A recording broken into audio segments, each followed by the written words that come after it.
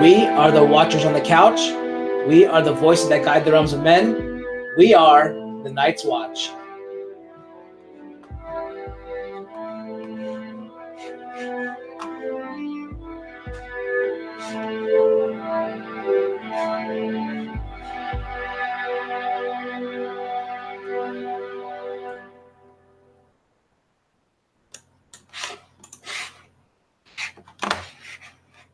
Hello, welcome to what is supposed to be, or is, the final Night's Watch, at least for a while, a long while, I should say. I'm your host, as you guys know, the Kingslayer, Cal, and as always, I am joined by my good friends over at House Odd Shape Channel, the Lord Tom and Lady Kimber. How are you? Hello. Doing well. How are you? Good. After a long, long time, we have finally come to what is the end. It's been a long journey, but you know, all good things must come to an end, even though they might not have a good end. They have to come to an end. And today we are blessed with having one of the people who covered for me while I was away for a good time, the one true Eric. Welcome back, Eric. Thank you. I am so honored to be here. I'm honored you asked me to be a part of this final show. And I just can't wait to hear everyone's choices.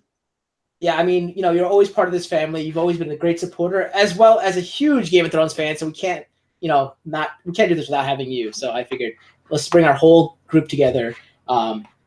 And before we get into our things, we do have a few notes to go through. We have our final take, the Black, which we didn't have anyone to present this week. But as you guys know, you can still purchase shirts and support a great artist, Janine Devine, at G9 Designs. I think Eric is also rocking his shirt as well.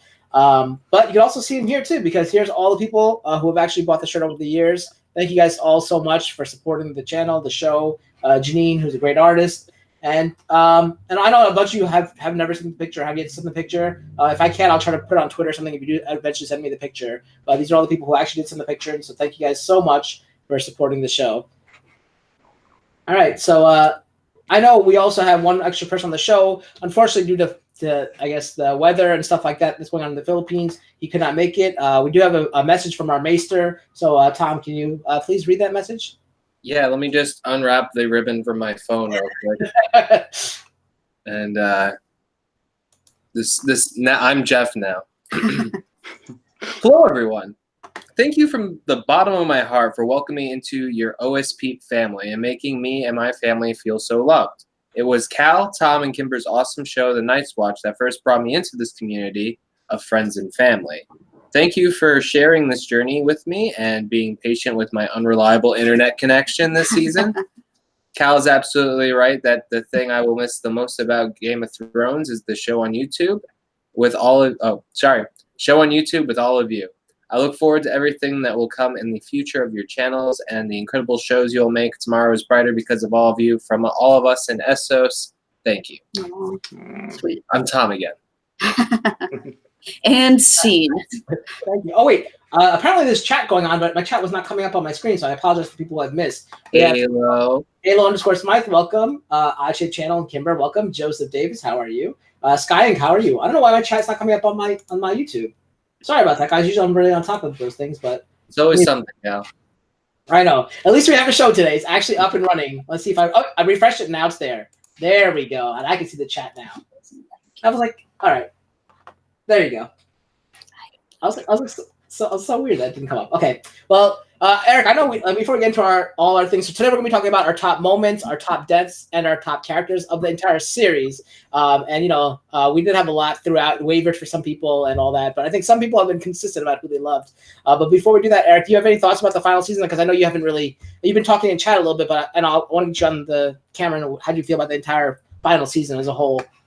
The person who probably knows how I feel the most about the final season is Kimber, because I've DM'd her a lot. I was, hurts to say this, very, very disappointed. It didn't live up to the hype for what I was expecting to happen. The biggest disappointment for me was definitely the long night. That episode kind of derailed my enthusiasm for the season. The production, all that, I'd give that a 10 out of 10. The acting, 10 out of 10. But with what actually happened in the show, I was, for the most part, disappointed. Yeah, I think a bunch of us, I guess all of us, at least on this cast, I would think, it's from when the long night happened on. Is how we felt, but because we still loved, I think, all the interaction that happened the episode prior to that with the scenes. Oh, yeah. That we loved that, and then when the long night happened, it wasn't that. It kind of hurt us deeply. Episode 2 is probably the just in the season. It just it shouldn't have been. You know what I mean? It should not have been. But yeah, I think I was talking to Eric about this, and I did post a tweet about it. Like, if you guys watched the last watch, you kind of have a more appreciation for the season, not the writing. I'm not gonna like give the writing, but the season, because all the people who put so much work into the show, like the people who like the snow, just doing the snow for the show, the props, the scenery, all the settings, all that's amazing. The extras. How passionate the extras were, especially that one extra. Kimber, I saw Kimber put something on Facebook about it too as well. I mean, it might have been Tom. I'm not sure. I think it might have been Kimber, but like all that, like it made me like appreciate the season more. But obviously, the writing's what I said is what did a disservice to, I think, all the work put in from everybody. I enjoyed watching that featurette about season 8 more than I liked season 8. But that's because it covered all of the aspects that I enjoyed from season 8, like the costuming and the like just the production. Exactly. Yeah. And to see that, excuse me, and to see that angry foreman lady. Yeah. I loved what they asked the one guy, who's your favorite character? Do you have a favorite character? And he said, well, I really like Status. Until he my daughter. I thought of Eric too when I saw that. Yeah. The guy who plays the Night King's an oddball, but in like he reminds me of who's the guy with the room? Yeah. Oh, hi, Mark. I can't think of his name. I know you're talking about the director. Yeah, the director of that guy. I know, of The Room. I know you're talking about. I did not kill her. I did not. That guy. Tommy Wiseau. Yeah, Tommy. Yeah. But yeah, he's been like, how can a little girl kill the Night King? This is like he's saying. I was like, wow. And then like, but the one thing is like, how upset we were about Arya killing the Night King. If you watch the read through, you see like the Hound in the background, like yeah. He's like so happy, and I like it's kind of nice to see like how much he cares about her, like in her character in real life as well. Like that was the moment that I love to see where he was like caring for her as an actress kind of thing. It wasn't just on the show; it was like in real life too. That it was nice to see. I quickly just want to commend Kimber for what she said last week. She said something I had thought, but if I said this on social media, I'd get destroyed. It's when she said she thought the season really started to pander to Arya, which I completely agree with 100%. The past 3 seasons. Especially this one, though. Well, especially this one. And like I'm in a group chat with some people you guys know, like Gabby and Vicky and all them, and they were so upset when like Danny went bad. I'm like, guys, like they've been like, and they were so upset like Arya didn't kill Cersei. I'm like, they already pandered so much to the fan service. Like, what more do you guys want? Like, you guys were so happy when they killed Night King, and now like all of a sudden this happens. Like, it's too much already. I was like trying to explain that like the fan service already happened. If more people had fallen during the long night, and by process of elimination it had to be Arya, okay, but like there's so many other characters. Pander to Michael Bay fan base hails this. And thank you. Yeah, Joe said Tommy Wiseau. But yeah, one last thing is like also Kit Harington never read the script until he got the script, but he didn't read it. I guess he was just like too busy or too lazy or whatever. He just didn't want to read it. And so when he saw how he was killing Danny, that was his genuine reaction because he didn't know until that moment when they read the script there. And I was also wondering, was Jerome Flynn there? Because it's smaller cast as it gets towards the end of the show. And I think Eric said like he might not have been there for that. The only one scene they had, but like it went to a whole cast read through for a script read. You'd assume him to be there, So I don't know. Was he there with Lena Headey? Like, if you guys know about their past, all that. And one last thing is, we all wish the best for Kit Harington as well, because we know he checked himself into rehab because of his like depression and stress and alcohol and all that. So hopefully everything goes okay for him. And we don't want to see anything like could have been like negative fan reaction and all that too. I do appreciate his work, that everything he's done on the show. Not that he listened to us, but I'm saying I just wanted to know, put good vibes out there that everything he's done on the show, he put in good work, and this was pretty much his entire What life. happens when you shame somebody your entire season, Cal? I know, it's my fault. It's my fault. He's not going to like my shame bell of the season this then. We obviously do wish him the best. He always seems like a nice guy. All right, so I guess without further ado, we're going to start with our top 5 characters of the season. I guess I'll lock it on me so that you guys can see who they have. And we're going to start with Lady Kimber with her top 5 characters. Am I just doing the first one? Then you can just do all of them. Yeah, do them all and say who you felt, and then give me a brief pause to go to the next image for your first reveal. Number 1. Okay, so my number 5 was the Hound. He's just a great character. He had every kind of moment you can get from a character, sad stuff, angry stuff, funny stuff, and all around I just thought he was perfect casting and really interesting and had one of the better arcs out of the show. My number 4 was Dani. Dani also basically did what I wanted her character to do. She was a really strong female character, and even though a lot of people didn't like how her story ended, I liked it. So she's my number 4. Number 3 was Sir Brienne of Tarth. She's amazing. I think a lot of people at this point with the show over can agree that she did have one of the best stories of all the characters. She had so many moments where I was moved to tears because she's such a great actress, and she had such great other actors who were her main leads that she dealt with a lot. Like the stuff with her and Jamie, whether or not it was, again, making you happy or sad, was really great. They have amazing chemistry, and she's one of the few people who stayed noble and true to herself the entire time, and I love her. She's one of my favorite characters of all time. Number 2 is Tyrion. Even though he didn't have the strongest last season, I just love him. Peter Dinklage is one of a kind. No one else could have played this role. He broke down barriers for actors that are dwarfs in the industry. He won so many awards for so many great scenes and deserved every one of them. So I just love Tyrion Lannister. He's my favorite character in the books, and he's wonderful. And my number 1 is Oberyn Martell.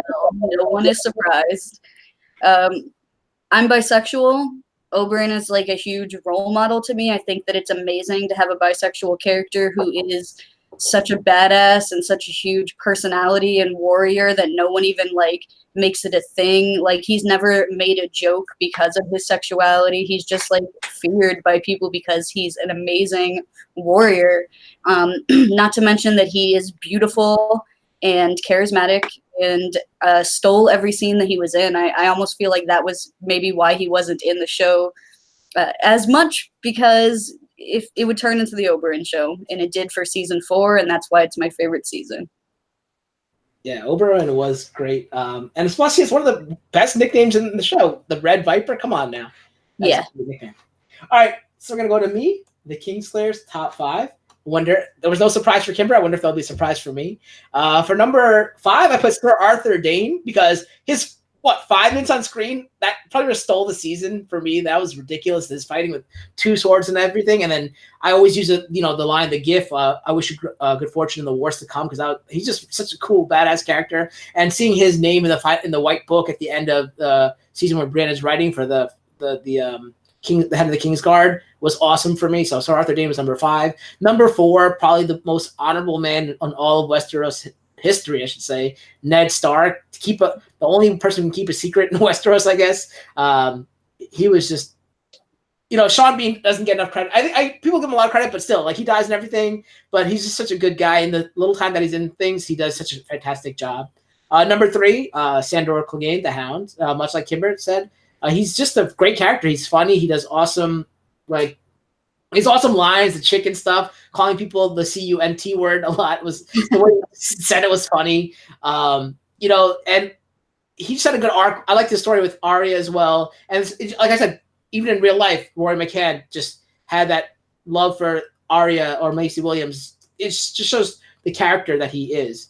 Number 2, Jon Snow. As much as grief he gave us the last season, I did enjoy watching Jon Snow through the years, growing up from being a bastard to the Lord Commander of the Night's Watch to the King of the North, the Battle of the Bastards. Even though he had the not good strategy running in against a whole army and then a cavalry and all that, he was still a great character. And had a lot of quotable moments as well as memes. He gave us a lot of great memes as well, so I can't forget that. And then at number 1, with no surprise, is Jaime Lannister, the Kingslayer. He was probably the most hated character from the beginning of the show, and people are like, why are you the Kingslayer? They always ask me, why am I the Kingslayer? I'm like, well, if you read the books, you know he has a great redemption arc, much of which we saw in the show until the final season, so I can't hold that against him because we already given the writing so much grief this season. But he still did what he did for love at the end of the season, because he started off the season with the things I do for love. That's pretty much how he ended it, the things he does for love. So he did, and he was very honorable with he left to go fight the Battle of Winterfell because he gave his word. He pledged his word to Captain Stark that he'll bring the daughters back. He did a lot of that, so I have to give him that. And plus, he that meme that came out where he tried to kill the king before he's even king. He tried to kill Brandon in season 1, man. That's like super Kingslayer level. No, he made him the king, and that's no, definitely not. He knew everything was going to happen. No, so because of that, it all happened. He's the kingmaker. The king. That's Tyrion's fault. That's Tyrion's fault. As we said before, someone did have a destroyed it, right? All right, we're gonna move on to Lord Tom and his top 5. All right, number 5, Theon. He finally found a home and he paid the iron price for it. Number 4, Tyrion. He's still cleaning up poop. And he had some fun along the way. Number 3, Bronn, the only one with a happy ending. Number 2, Davos, because he's my dude. I've always liked Davos. He's consistent. He's always been wise. I'm glad that Bran has him on the small council, even though Bran doesn't really need it.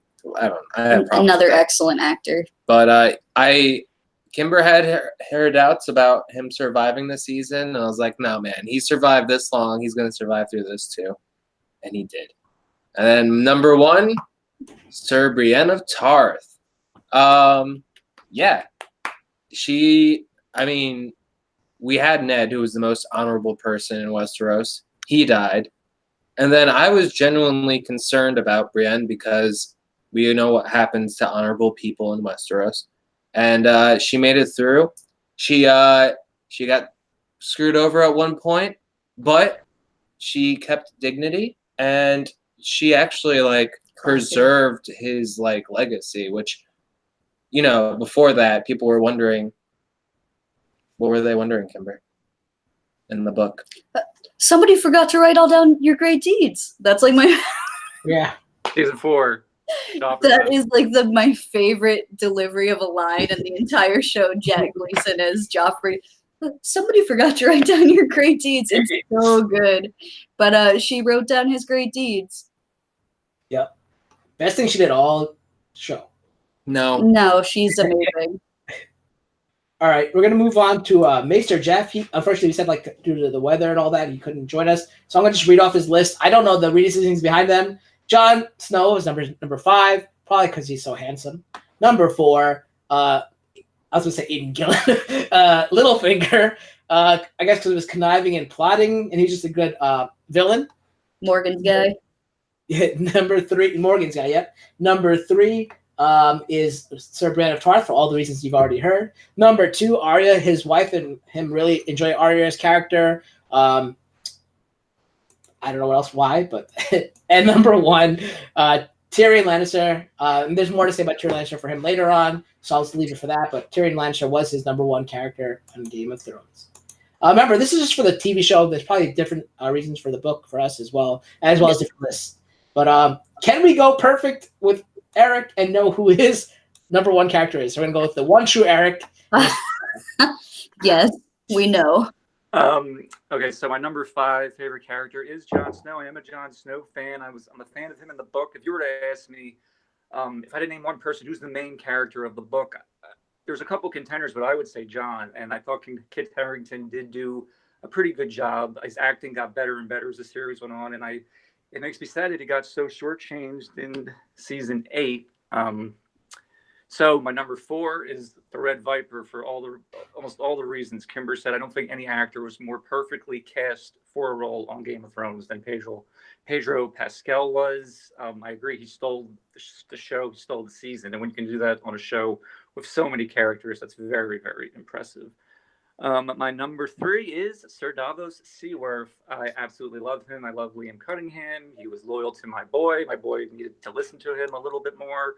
But he made people see the bigger picture. He made the Iron Bank see the bigger picture. He made Lyanna Mormont see the bigger picture. And I'm very happy he survived and he's the master of ships. So number 2, now this is a character I don't really care that much about in the book, but I loved her so much on the show, and that is Marjorie Tyrell.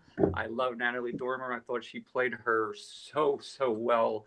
I could see her being the granddaughter of the Queen of Thorns because she has that kind of instinct of knowing how to play the game. And when she was the only one smart enough to realize something was off at the Green Trial, that Cersei wasn't there, she's the only one that had the intellect to realize something bad was going to happen.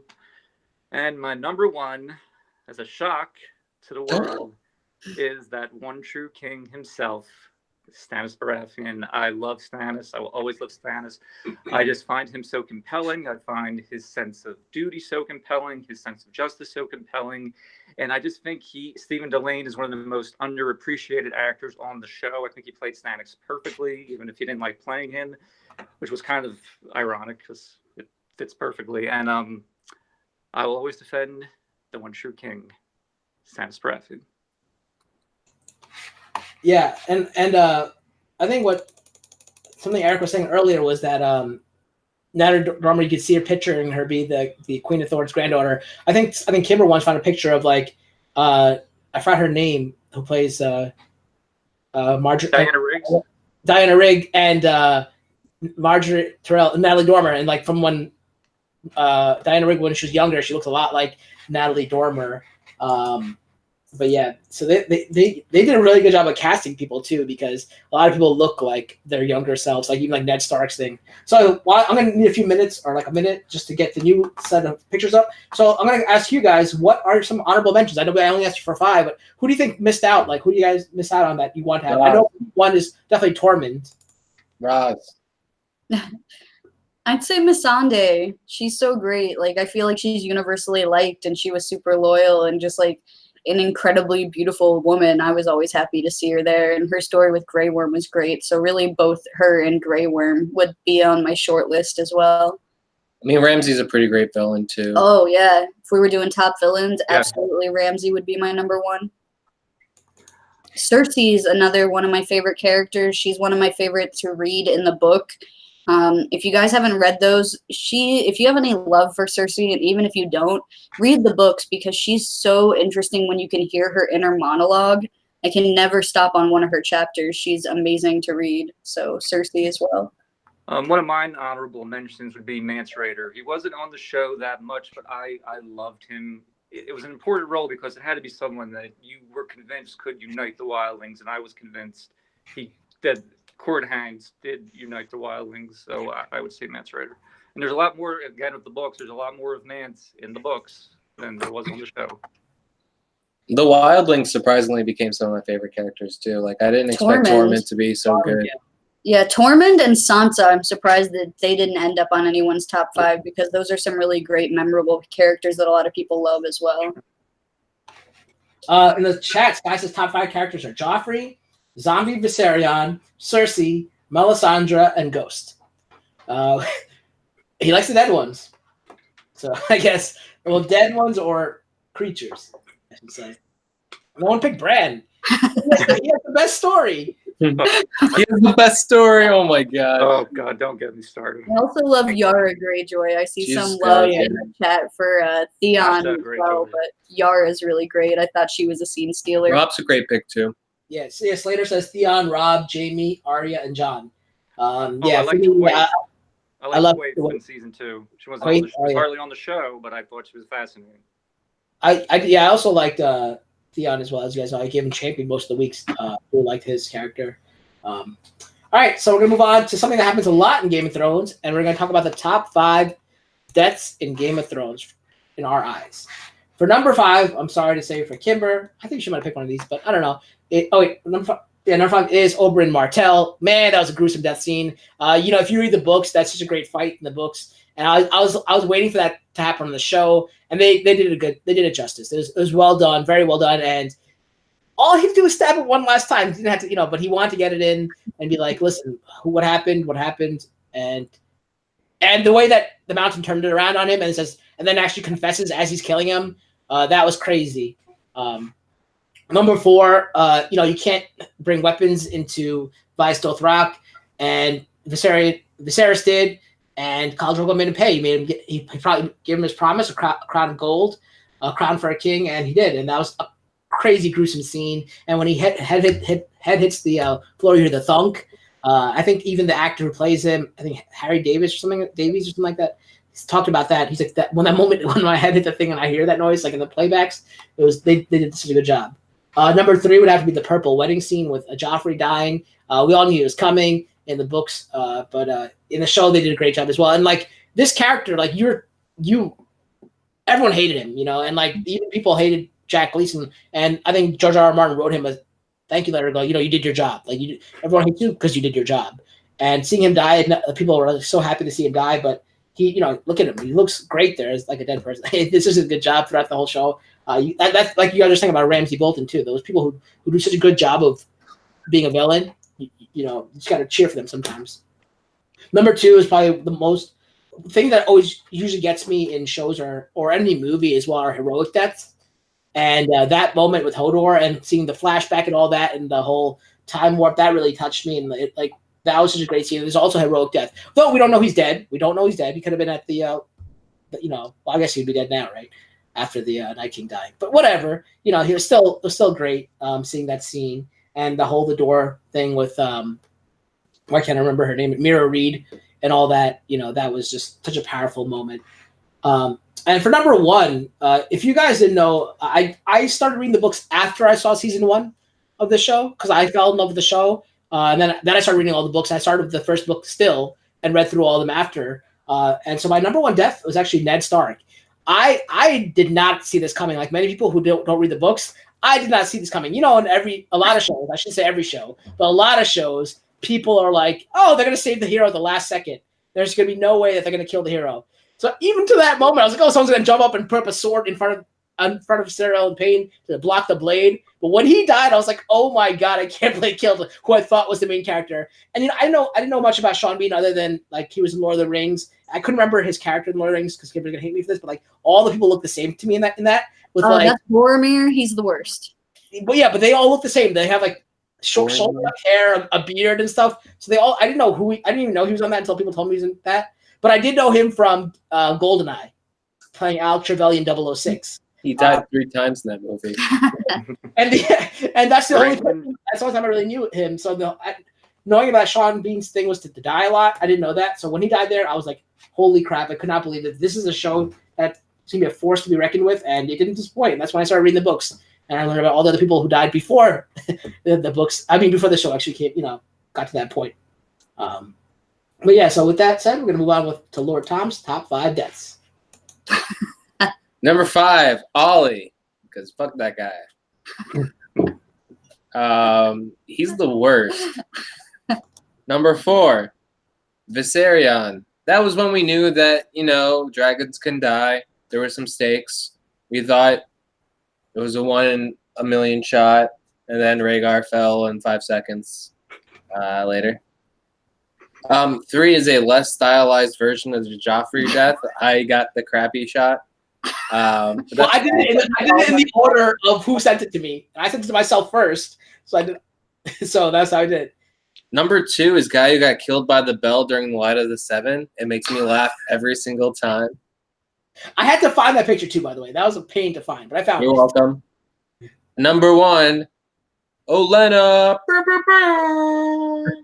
Went out like a boss, had that last laugh. I loved it. She's another one who should have been on people's list. She's great. Oh, she was on Cersei's list. All right. With that said, we're going to go to Maester Jeff. Maester Jeff had number 5, Sir Jorah Mormont, because that was another heroic death. Number 4, we had a less stellar picture, as Tom would say, of Ned Stark's death at number 4. Number 3, he said Red Wedding, but specifically Talisa Stark, because stabbing a baby like that is kind of nuts. Number 2 was Ygritte, after Ali shot her with the arrow, Jon's first and probably one true love. And at number 1, he had Hodor, I guess for the same reasons I was saying. That's just a crazy moment and one of the deaths that will be remembered forever, at least in Game of Thrones. We're going to move on to the one true Eric now. My number 5 favorite death was Renly Baratheon. It's the first time we really saw dark magic used on the show. I'm not a Renly fan, so it made me happy when this actually happened. He's my least favorite Baratheon. To Gwendolyn Christie's credit, her acting in the scene was amazing after Renly dies. So was the shock of Catelyn Stark. So that's my number 5 top death. Number 4 is Ned Stark, because it really set the bar. Where even if you read the books or you didn't read the books, it was a huge moment on the show. And I did know about Sean Bean dying a lot. So when he was cast as Ned, I actually thought it was perfect casting, and I thought he was great as Ned. Number 3 was Tywin Lannister, who died on the Crapper. It was actually the episode aired on Father's Day, which was very, very fitting. It's a very powerful scene. Especially, Tyrion finally confronts him after he kills Shay and says, I've always been your son.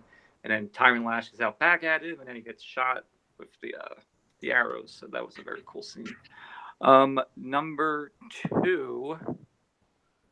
What did I have for number 2?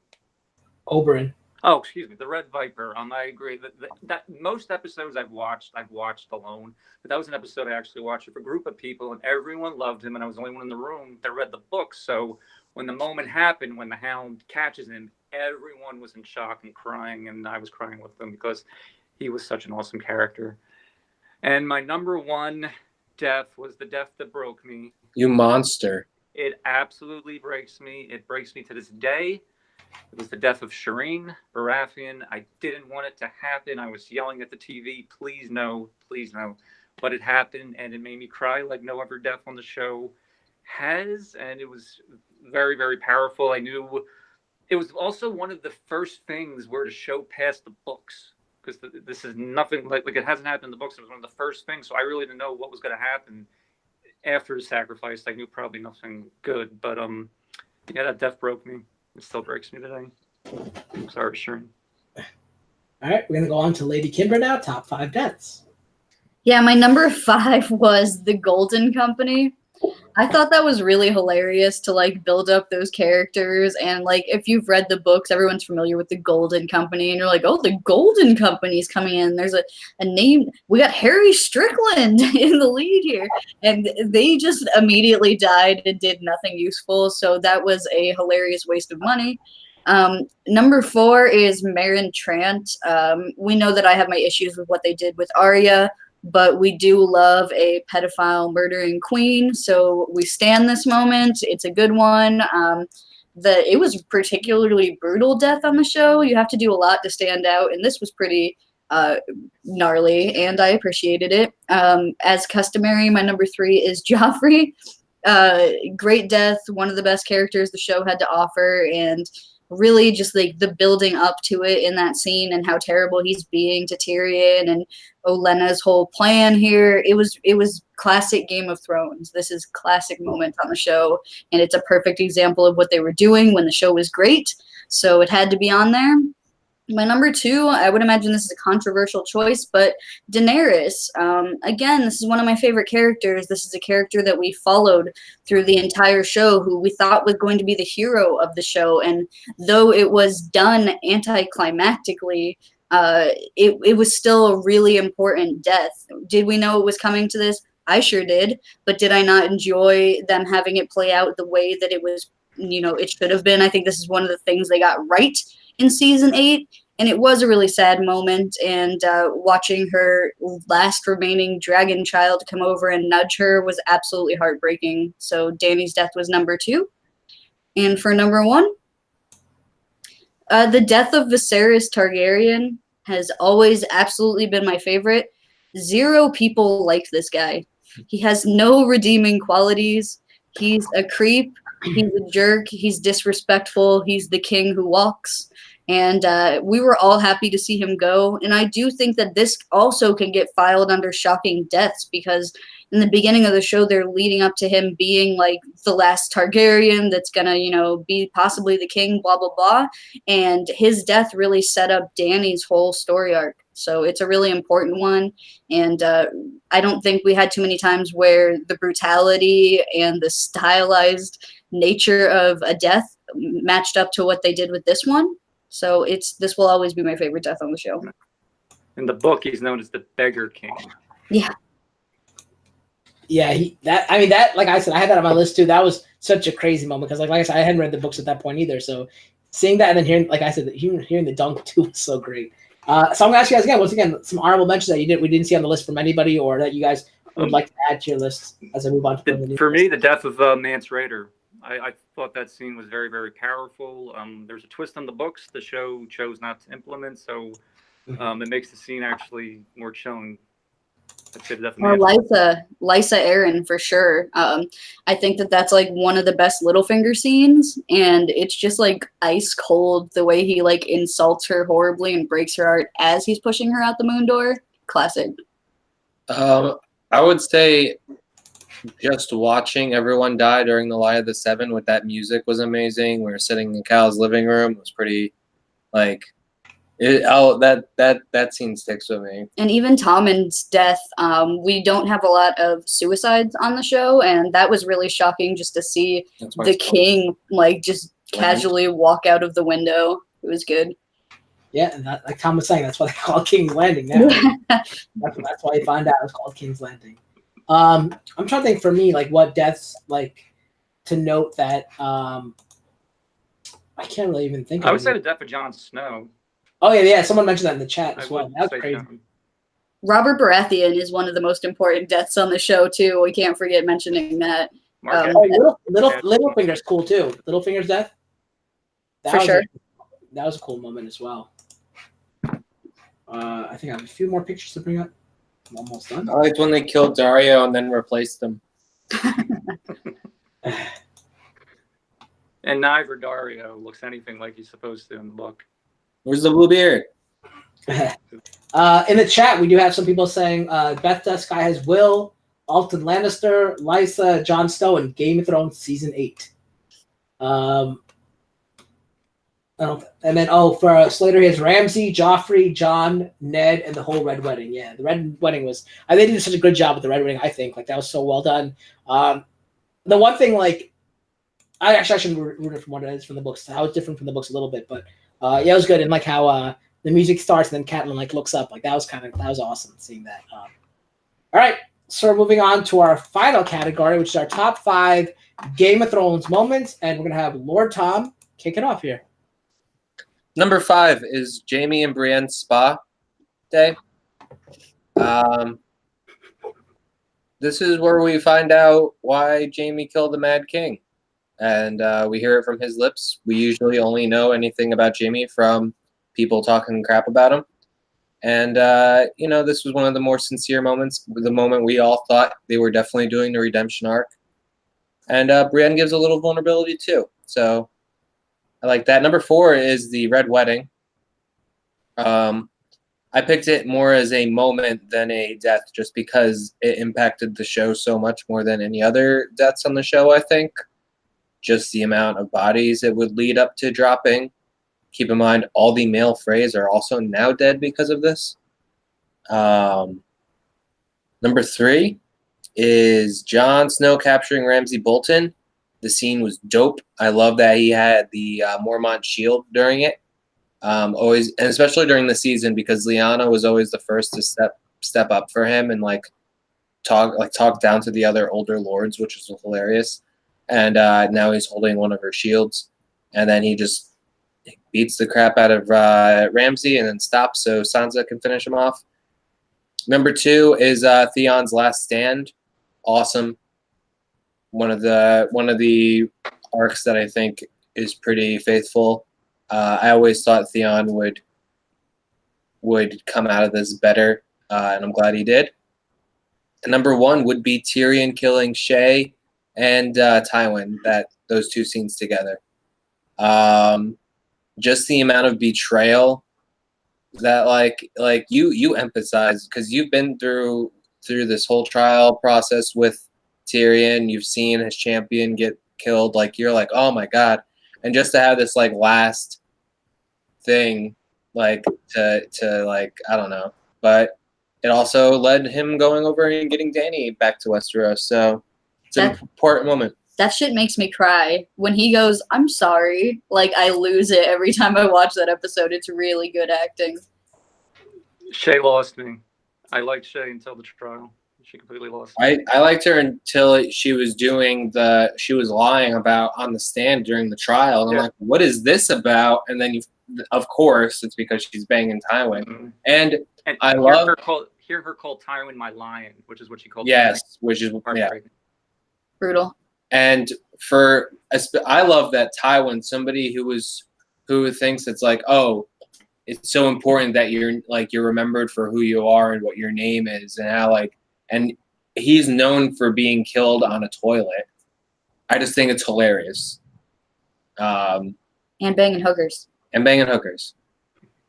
And the line that they have in the book is like, and in the end, he did not shit gold, which is great in the books. Yeah. So, anything else, Tom? Before we move on. I'm good. Okay. So we'll go on to Maester Jeff's list. Number 5, he also had the spa day with Brienne and Jaime. Number 4, he had the wall climb, and he said specifically he liked the kiss that Jon and Ygritte shared on top of the wall. Number 3, he had the moment, Tyrion's trial, where he said, "I did everything for you people. How can you betray me?" Number 2, he had the revenge of Arya, the revenge of the Starks, I should say, when Arya kills all the Freys. And number 1, he has Hodor's death, because that really touched him and he was really hurt by it. So that was his number 1 moment.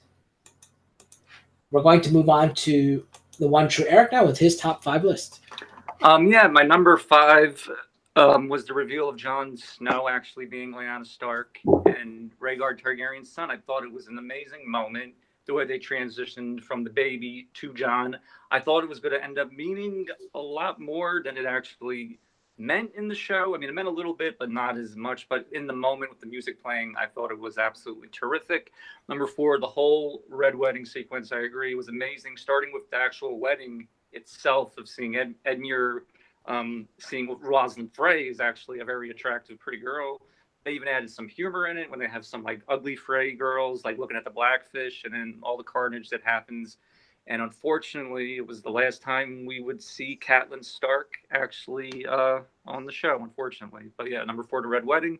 Number 3, the whole ending with the death of Ramsay, because in my opinion, Ramsay was the best villain on the show, in my opinion. I love when Jon starts pounding away on him, but I thought it was more fitting the way he went out with Sansa telling him, "You're going to disappear, your name is just going to disappear, no one's going to even remember you," and having him devoured by his own dogs was a very, very fitting and earned death. Number 2, sometimes it's the little moments of just 2 characters talking that you can love, and I absolutely love the scene when Stannis names Davos his hand.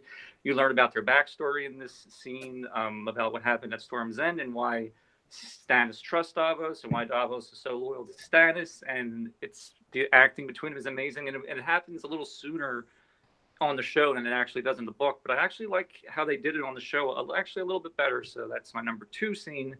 And my number 1 moment is the whole Light of the Seven beginning of the Winds of Winter.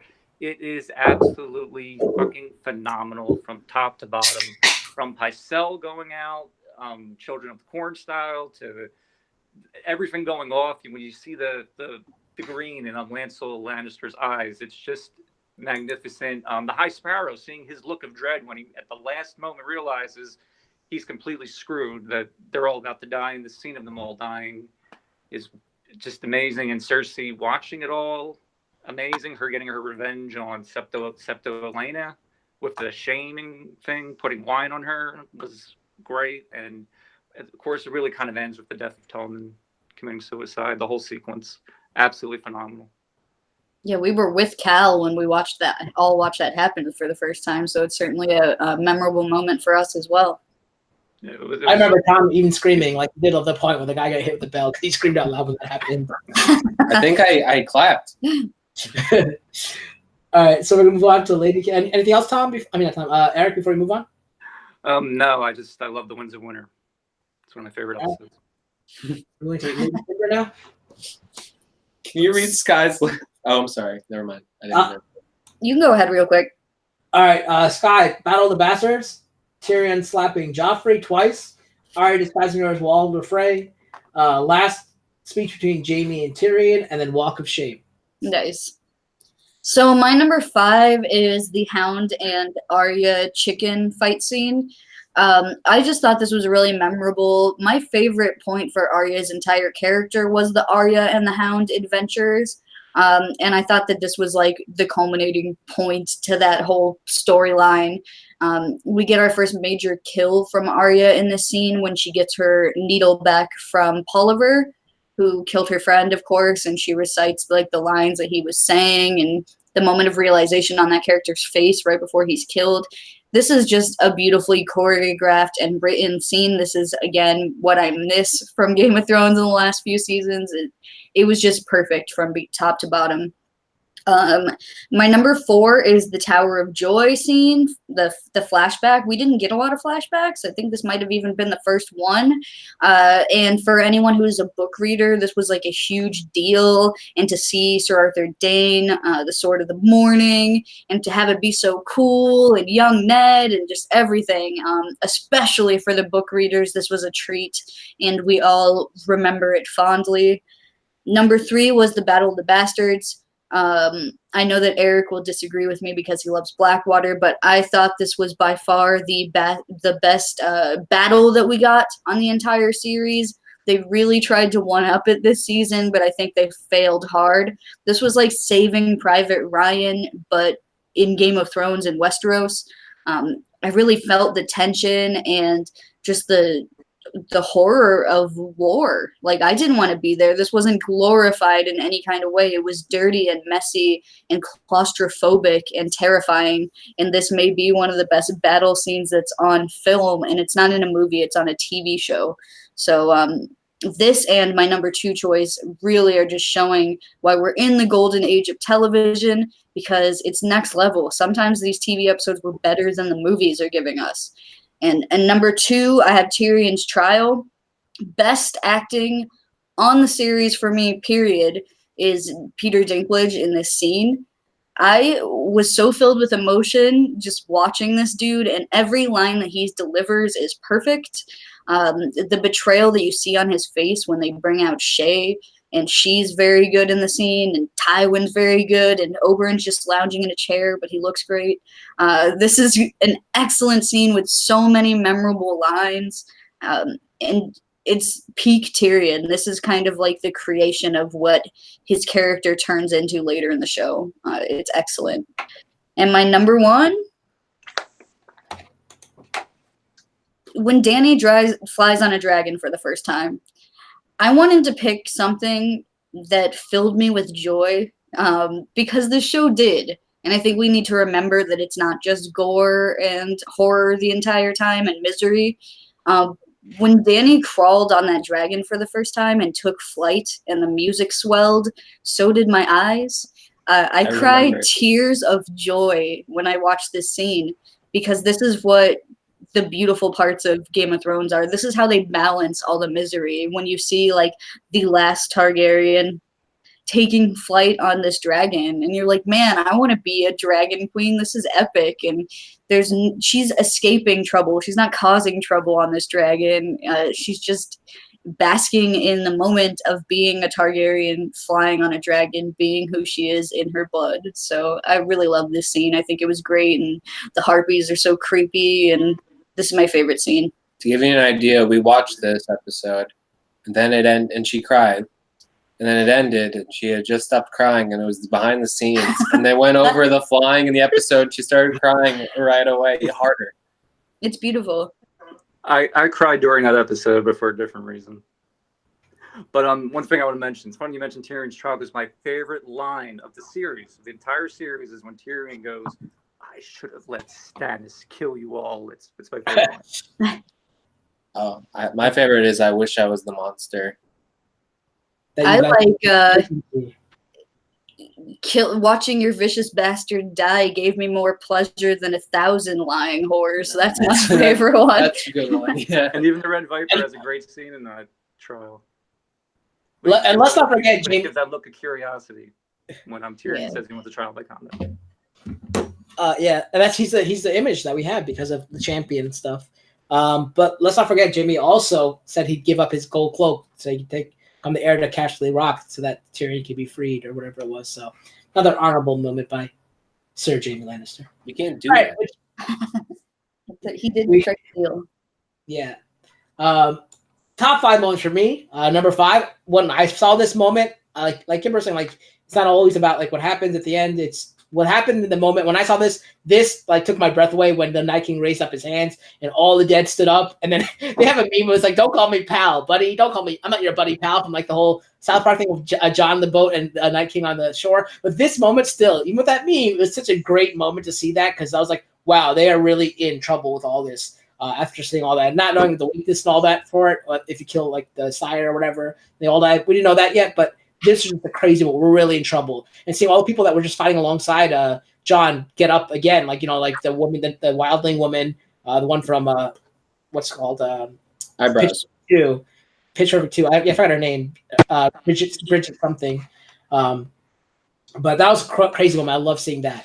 Number 4, the Battle of the Bastards. Like much like you guys, it was like you said, it was like a movie in one episode. The tension, you could feel like you're actually there because you can't really breathe through all, like you feel John's claustrophobia. You feel all these, especially if you hear that, like you have the speakers up loud, you can hear all the horses riding by you. You feel like you're actually there. There's brilliant military strategy by Ramsay. And then, John obviously had a plan that went to shit, but and then Sansa riding in with the Knights of Era and all that, Knights of the Vale, that was crazy. And seeing them just blow through the whole phalanx that Ramsay's troops started, and then Wun going down and going through the door, its last breath breaking through the door.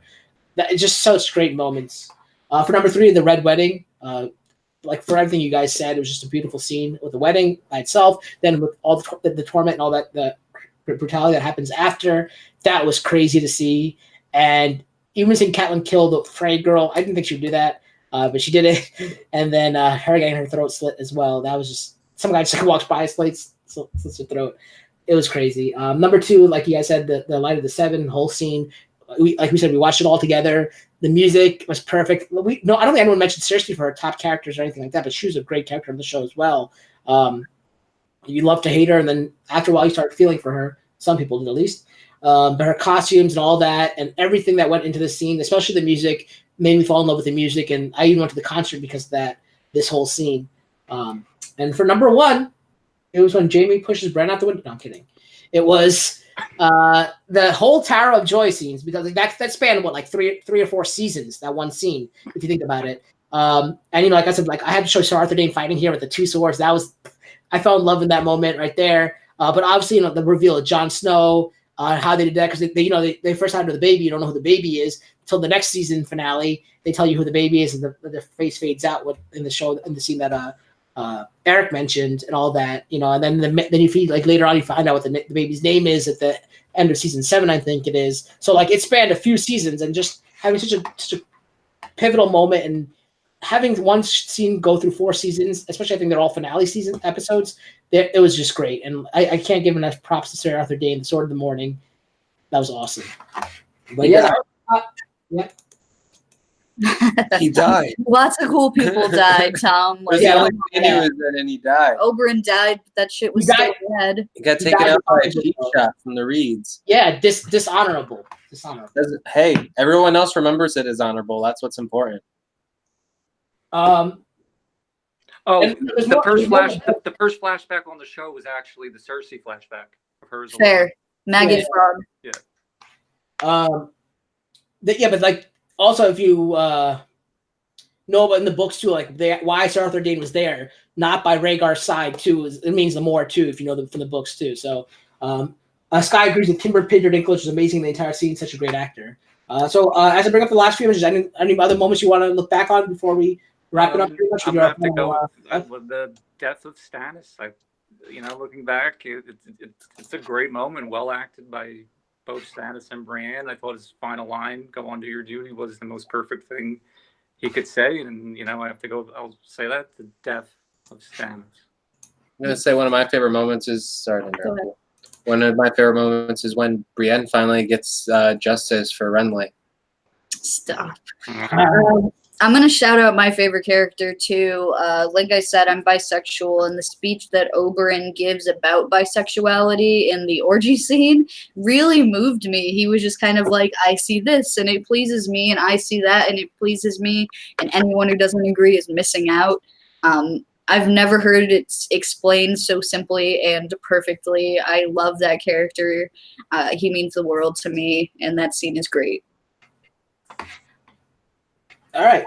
So with that said, talking about all great characters, we do have to finally pick. I know we have our favorite characters, but as a show, who would be your champion? So I'm going to start with Maester Jeff, since he's not here. He sent me his pick ahead of time. So Maester's Jeff's champion of the series. So I'm talking about the entire series from episode 1 to the final ever episode. And we're not counting the last watch, because I know some of you might pick the extra. But we're talking characters on the show, main characters on the show for the most part. Favorite character, who's your champion of the entire series? And Jeff has picked Tyrion as his champion because of how far he came literally from where he began. In the end, he had to learn the hard way from his mistakes, but he's still a good man, whether he believes it or not. So that's who he picks. So what about you, Eric? Eric, who is your champion of the series? Again, it's not going to shock anyone, but I have to go with the king who cared, Stannis Baratheon. He's just the champion of everything. He should be the champion of life in general, period. He's that awesome. I love him that much. But yeah, I loved him. I love him in the books, and I loved him on the show, and he will always be in my heart, the one true king and the one true champion. And welcome, Randall. Thank you for joining us. We're going to go to Lady Kimber now. Who's your champion of the series? My champion of the series is Brienne of Tarth. She's one of the few characters who kept me going in the last season. Although I don't necessarily agree with her living. I see what they were doing with it. I thought she was for sure gone after her, she was knighted and all that. Again, she's just so interesting, and she takes so much shit from everyone just for being who she is. And I can understand that. And I feel her, and just, again, to have her be so consistently unbroken by terrible people saying horrible things about her, and to continue to be a just and honorable person is something that she deserves to be given some credit for. So I choose Brienne. Before I move on to Tom, Sky says his champion would be Drogon. Tom, what about you? Who is your champion of the series? Hot Pie. He's the most optimistic character in the whole series. No, my real answer would be probably Ramsay. He like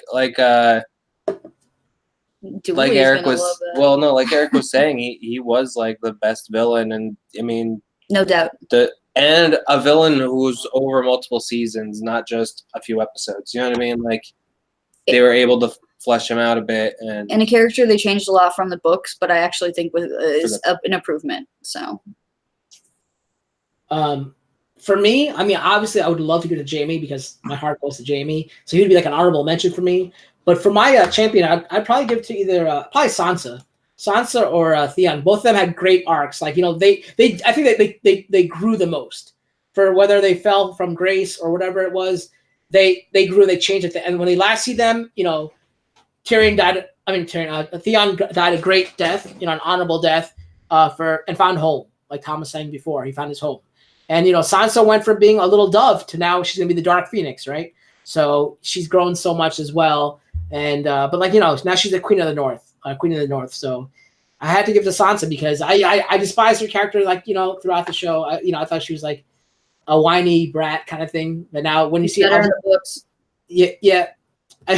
But she, she's changed so much, and she learned from her, and like that, you see it from the meeting that the talk she had with Clegane, saying, "If I went with you, I wouldn't have become the person I am today," and that's who she is.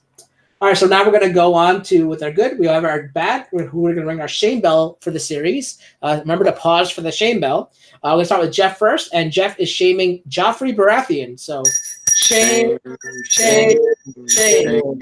And he says just for being a horrible person. All right, so I'm going to go to now the one true Eric. Eric, who are you ringing the shame bell for? I thought about this. I thought about going with the whole Dorne story, but I'm going to have to go with Euron Greyjoy. Okay, so shame.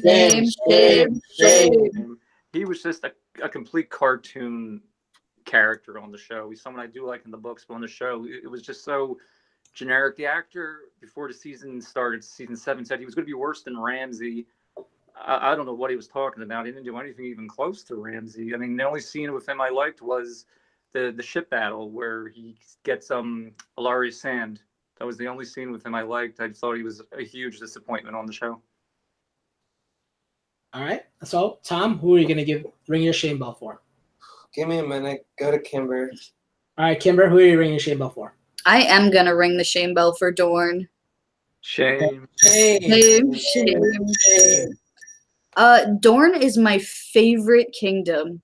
They are the progressive kingdom. Women can rule. It just depends on like what order you're born. They're really interesting. It's really fiery and hot and exotic there. And I'm from Florida, so I'm like, yeah, Dorn. My favorite kingdom in the books. And they really hard failed Dorn on the show. And it's such a crushing disappointment because Oberyn was so wonderful. But everybody who came in for Dorn seemed like they were just doing an Oberyn Martell impression. They did not know what they were doing with the Sand Snakes. Alaria all of a sudden sucked after Oberyn died, and we got no Arianne Martell, who is really important and could have been a huge benefit to that storyline on the show. So all around, Dorn really disappointed me. All right, Lord Tom. Bran. Oh, shame. How many people did you let die so you could be king? Seriously. You seem to know everything with that little cocky smile, like, oh, you were right where you were supposed to be. Ha, ha, ha, ha. People suffered, Bran. All right. For me, like I have another honorable mention to be the Night King because of all the crazy stuff he did earlier on, and then how pitiful it turned out to be. But that could have been writing too, so I can't give you that. For me, I had to give it to I'm sorry, Kit Harington, but Jon Snow. Shame. As you guys know, he's one of my favorite characters. But he did have a great story, but he could have just been like, "Hey guys, I'm Aegon Targaryen." He didn't want it. He didn't want it. I know he didn't want it, but he could have spoke up or something, or Tyrion could have spoke up at the end saying, we do have another king here, but I just love Jon Snow. I want to see more for him, but it was kind of like a roller coaster that just went downhill. And he was my runner-up. I agree with you. Yeah. All right. So if you guys can hear that noise in the background, I think.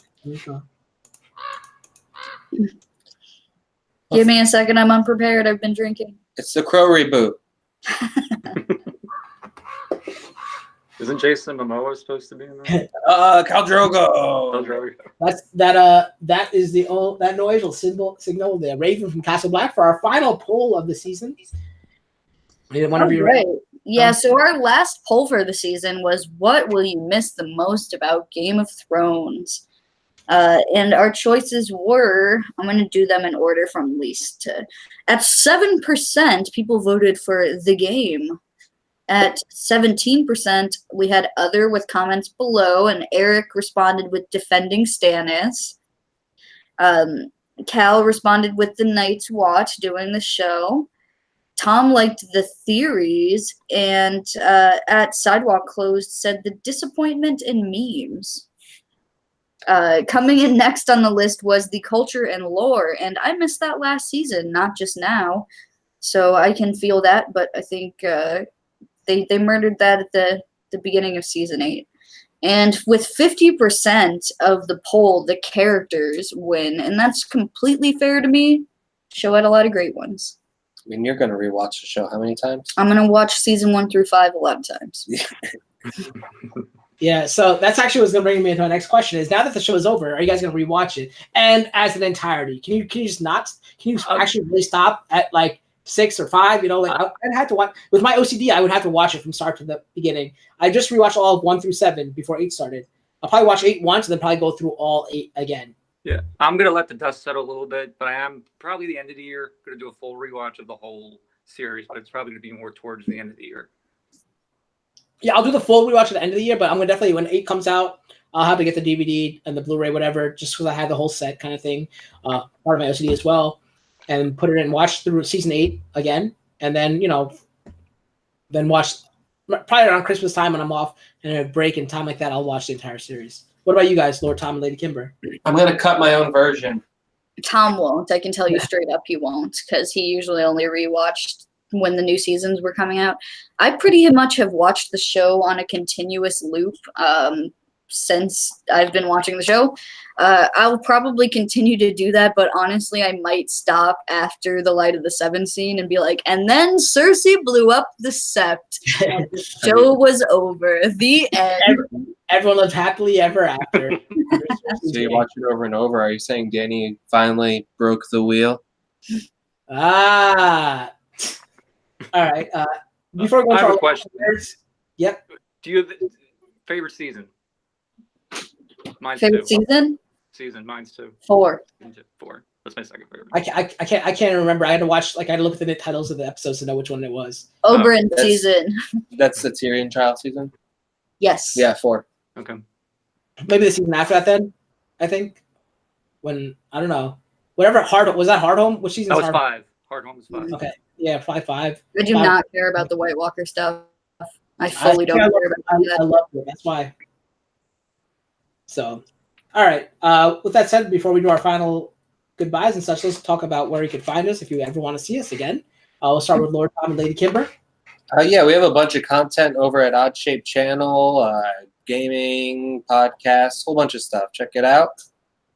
Yeah, and I've been doing my true crime channel, conspiracy theories, spooky stuff. Next week, I have my first conspiracy episode coming out. My show's called Illuminati. Get it? Because we're spilling the tea on all these conspiracies. So you can check that out next Tuesday. And 1 week after that, I usually have 2 weeks in between but because these are both short episodes, I'm going to also debut Haunted Austin. We live in Austin, Texas. We're going to cover some of the spooky haunted places here. It's a really old city. So I'm going to be covering the Driscoll Hotel, which is a hotel that I work right by, that was built in 1886. And it's one of the top 10 most haunted hotels in the United States. So that's what I have coming up there. And that's my channel's Kimber Bennis, if you guys want to check it out. Right. Eric? Yeah, I'm just trying to get through this horrible year for me personally. But you can find me on Twitter at NMKoch. That's Koch, not Coach. 200, and you can talk to me about Or cock. or whatever you want to call it, and let me know what you think about anything. Game of Thrones, Stannis, doesn't matter. Just at me. Yeah, and you guys can find all of them. Oh, can't forget Maester Jeff at JMasterPoet. You can find all of them in the description below, including Eric as well, his YouTube channel as well as his Twitter. So please check them out. As for me, I'm your host, the Kingslayer, here on the Kingslaying Network. You can find me here on YouTube and Twitch, as well as on the Twitter. At KingslayerNet. And the Night's Watch Twitter will probably shut down for a little while. It'll still be active if you want to hit it up and throw theories and stuff at it, but I probably won't be as active on it anymore. But I will be streaming again on a full-time schedule, Monday, Wednesday, Friday, 4 p.m. starting in June. But I'll have my tomorrow evening with Halo_Smythe playing some Marvel Ultimate Alliance with that stuff like that. Did you hear about the Square Enix Avengers game coming out? Yeah. I'm so excited. I heard about that. The E3 meeting for that. Sky's favorite season is 4, like Kimber.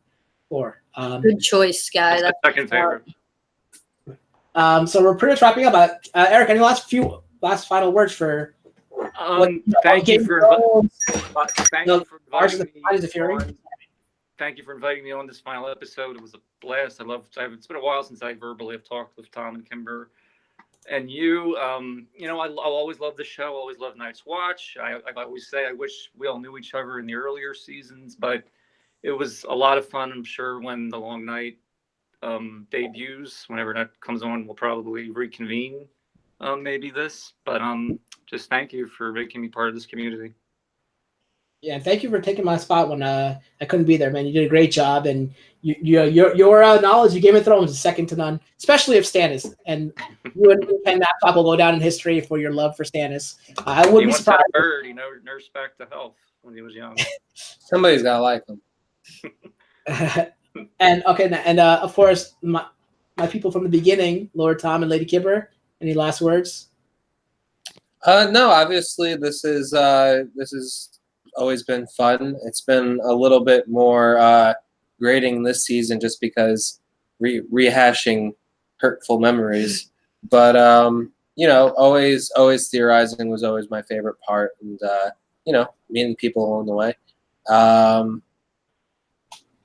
You know, good old Blab days. Yeah. Is that it? Yeah, that's it. I'm not. I just want to say that I will miss doing this show. Game of Thrones is my favorite show, despite the less than stellar final 2 seasons. I literally have George Martin's signature tattooed on the side of my face. I love all you guys. You're all really good people. Cal, definitely a fucking good, reliable dude, so it's always nice to work with him. Eric, literally the sweetest person I've ever met in my life, so I'm glad that he could be here on the final episode with us. And if I can look forward to anything with the prequels and the impending books hopefully coming out one day, it's that I'll be able to talk to all you guys about it. So basically, thanks for being part of the Game of Thrones experience for us. Thank you. Joe says maybe the relationships and friendships we made along the way were the real Game of Thrones all along. That's what my friend James said. Maybe the relationships that we made along the way were the real Azor Ahai. So. Yeah. So yeah, thank you guys from the beginning. Like I said, thank you. I always say to Joel for pushing me to do this and starting on Blab, and then Tom and Kimber for taking over. You know, when we lost Joe, unfortunately, Joel when we lost him. But it's always been a pleasure to work with you guys. And Eric, thank you for taking over when I couldn't be there. And I hope you'd always be willing to do that, you know, because you guys are great people. I love all you guys, and I love the show. And I hope we come back when the long night or whatever show that comes out for it. I'd love to see you guys again for this. And thank you to everybody who's been with us along the way, supporting us. Thank you to everyone who supported Janine and buying the shirt. But with that said, our watch has ended. Thank you so much, guys. Shame. Oh, sorry.